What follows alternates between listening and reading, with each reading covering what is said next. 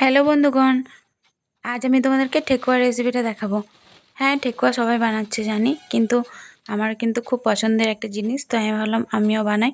তো চলো, এখানে আমি 2 কাপ ময়দা আর 2 কাপ আটা দিয়েছি আর 1 কাপ সুজি দিয়েছি আর একটু দেশি গাওয়া ঘি দিয়েছি। এবার তোমরা ঘিও দিতে পারো বা সাদা তেলও দিতে পারো। আর কিন্তু আমি এখানে গুড় দিয়েছি, চিনিটা ইউজ করিনি। চিনিটা আমি অল্প করে ইউজ করেছি কালারের জন্য। আর ফার্স্টেই কিন্তু আমি একটু মৌরি দিয়ে দিয়েছিলাম, আর একটু এলাচ গুঁড়ো করে দিয়ে দিয়েছিলাম। তো আর নারকেলটা আমি ভুলে গেছিলাম, লাস্টে ইউজ করেছি। সবাই আর কোনো ড্রাই ফ্রুট আমি ইউজ করিনি এখানে। তো এই যে দেখো, নতুন কিছুই নয়, সমস্ত কিছু তো ভিডিও মেখে নেব। আর ডোটা কিন্তু খুব টান টান করে মাখতে হবে। আসলে কিন্তু ময়ামটা যত ভালো হবে ঠেকুয়াটা ততটাই খাস্তা হবে, এটাই ফ্যাক্ট। তার জন্য খাস্তা বানানোর জন্য আমি দেশি ঘিটা দিয়েছি।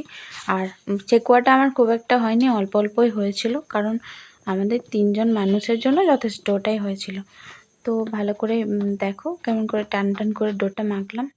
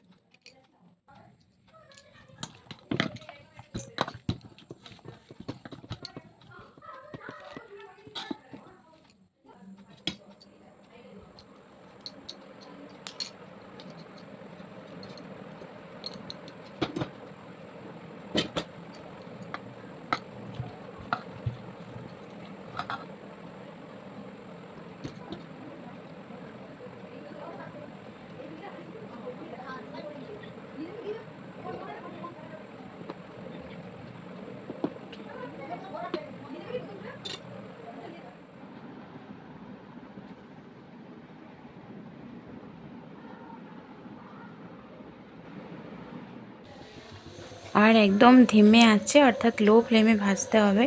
তেলটা জাস্ট গরম করে, হালকা করে গরম করে, আর আঁচটাকে কমিয়ে তারপর আস্তে আস্তে করে দিতে হবে। সিঙ্গারা যেভাবে ভাজে সেম প্রসেসেই ভাজতে হবে, নাহলে কিন্তু হট করে পুড়ে যাবে আর ভেতরটা কাঁচা থেকে যাবে। তো তোমাদের ভিডিওটা ভালো লাগলে প্লিজ লাইক কমেন্ট করে পাশে থেকো।